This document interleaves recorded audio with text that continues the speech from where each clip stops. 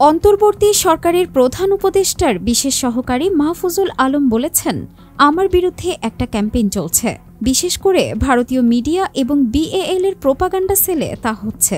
আমি নাকি Hizb ut Tahrir, জামায়াতে ইসলামী ও ছাত্র শিবিরের রাজনীতির সঙ্গে যুক্ত ছিলাম। আমি কখনো তাদের রাজনীতির সঙ্গে ছিলাম না। শনিবার রাত ৮টায় তার ব্যক্তিগত ফেসবুক পেজে এক স্ট্যাটাস দেন। দীর্ঘ এই স্ট্যাটাসে ছাত্রজীবনে তার রাজনৈতিক মতাদর্শ এবং বর্তমান তার অবস্থানের বিষয়ে পরিষ্কার করেছেন। মাহফুজ আলম বলেন, আমি ঢাকা বিশ্ববিদ্যালয়ে ইসলামী ছাত্র শিবিরের সঙ্গে যুক্ত ছিলাম না। আমি তাদের রাজনৈতিক কার্যক্রমে অংশগ্রহণ করিনি।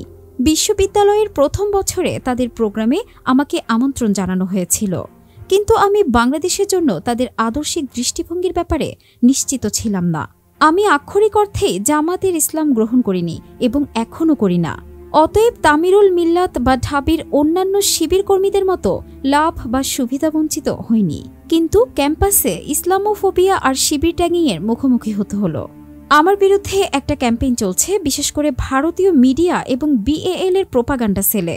আমি নাকি হিজবুত তাহরির, ইসলামবাদী বা মিলিটারি রাজনীতির সঙ্গে জড়িত ছিলাম, বিশেষ করে হিজবুত তাহরির সঙ্গে।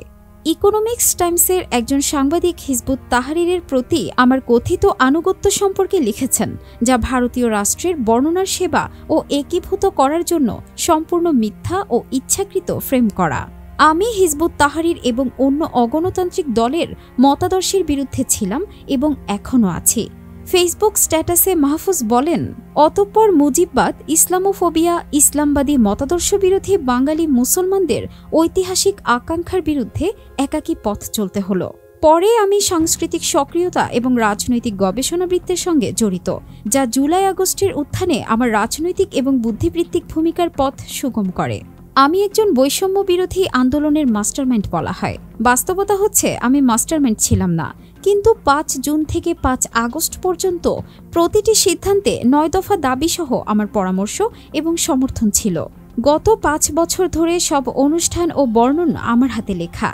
আমার সার্কেল বা আমি চ্যালেঞ্জ অতিক্রম করে বাঁচতে পারলে আপনি অবশ্যই সবকিছু জানবেন। দোয়া করবেন যেন আমরা সম্মানের জীবনযাপন করি অথবা শহীদ হই। শহীদান। আমি একজন মুমিন এবং একজন বাঙালি মুসলিম। আমি ইসলামবাদী বা ধর্মনিরপেক্ষতাবাদী মতাদর্শকে সমর্থন করি না। এই অঞ্চলে একটি সভ্যরূপে রূপান্তরিত রাষ্ট্র এবং সমবেদনা এবং দায়বদ্ধতা আদর্শের উপর ভিত্তি করে একটি সমাজের জন্য আমার একটি ভীষণ আছে। নিপীড়িত বহুজনের ব্যক্তিগত ও যৌথ আকাঙ্ক্ষা রাষ্ট্রের নীতিতে অনুবাদ করার উপায় খুঁজে পাবে। ঢাকা হবে বঙ্গোপসাগরীয় অঞ্চলের সভ্যতার মিলন ও সাংস্কৃতিক কেন্দ্রস্থল, ইনশাআল্লাহ। আমি ইসলামাবাদ বা অন্য কোনো ধর্মীয় ও সাংস্কৃতিক অভিব্যক্তি বিরোধী নই। আমি মনে করি সম্প্রদায় এবং তাদের সাংস্কৃতিক অভিব্যক্তি রাষ্ট্র গঠনে একটি সহ অস্তিত্বের স্থান খুঁজে পাওয়া উচিত। রাষ্ট্রের নিরপেক্ষতার প্রকল্প কোনো সম্প্রদায়ের ধর্মীয় ও সাংস্কৃতিক অভিব্যক্তির জন্য জায়গা সীমিত করা উচিত নয়, কিন্তু এই অভিব্যক্তিগুলো ফ্যাসিস্ট মতাদর্শের সঙ্গে এক করা উচিত নয়। আমি কঠোর অর্থে লালন ও মার্কস অনুসারী নই, তাই ফরহাদ মজহারের ইসলাম ও মার্কসবাদ ভার্সনের সদস্যতা করি না। লালনকে আমি বাংলার প্রাণসন্ধানী অনুশীলন ও আচার আচরণ হিসেবে দেখি, এবং যতক্ষণ না পুঁজিবাদ অব্যাহত থাকবে ততক্ষণ মার্কস প্রাসঙ্গিক থাকবে। তবে বাংলা মুসলিমদের প্রশ্ন মূলত নদীমাতৃক ইসলাম ও বাংলার মুসলিম সম্প্রদায়ের কাঠামোর মধ্যে উল্লেখ ও আলোচনা করা উচিত। বাঙালি মুসলমানদের উচিত নিকৃষ্টতম জটিলতার বেড়ি ভেঙে তাদের পূর্বপুরুষদের বিশ্বচিন্তা বিশ্বজগতে ব্যাখ্যা করা। আমি কবর বা মাজার পূজারী নই। আমি বিভিন্ন তারিখদের সুফি ও ওলেমাদের পূজা করি। কৈশোরে ও পরে অনেক ওলামা ও পীরের সাথে বসবাস ও যোগাযোগ করেছিলাম, এবং এখনও তাদের সঙ্গে আমার একটি সংযোগ আছে। তারা আমাকে রাসূল সাল্লাল্লাহু আলাইহি ওয়াসাল্লামের প্রেমে কবুল করেছে। আমি তাদের প্রতি কৃতজ্ঞ। আবার আমি আপোষ করা এবং ফ্যাসিবাদ সক্রিয় করা পছন্দ করি না।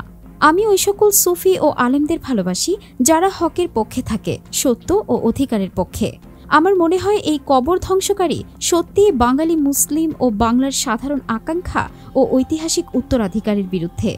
ঐতিহাসিক সম্প্রদায় গঠন হিসেবে বাঙালি মুসলমানদের দক্ষিণ এশিয়ার উপাল্টার্ন নিপীড়িত হিন্দু, বৌদ্ধ ও মুসলিম জনতার সঙ্গে জোটবদ্ধ করতে হবে।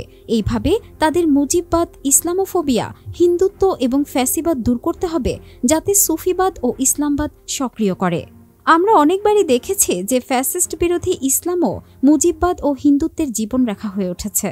আমি আমার বাঙালি মুসলিম পূর্বপুরুষদের অনুসরণ করি, যারা ত্যাগ ও দূরদর্শিতার মাধ্যমে একটি সম্প্রদায় গঠন করেছে। এই সম্প্রদায়ের এই অঞ্চলে একটি ন্যায্য অংশ থাকবে এবং তাদের দৃষ্টিভঙ্গি সত্য হবে। আমি ব্যাকডেটেড জাতীয়তাবাদের বিরুদ্ধে। আমাদের নতুন ভাষা ও শব্দবিজ্ঞান দরকার আরও বেশি মানুষের সাথে যোগাযোগ করার জন্য, বাংলাদেশে এবং বাইরে। শেষে তিনি লেখেন, আমার লেখায় কেউ কষ্ট পেলে আমি মন থেকে ক্ষমা চাই। আমি তোমাদের সবাইকে নাগরিক হিসেবে, ভাই বোন হিসেবে ভালোবাসি।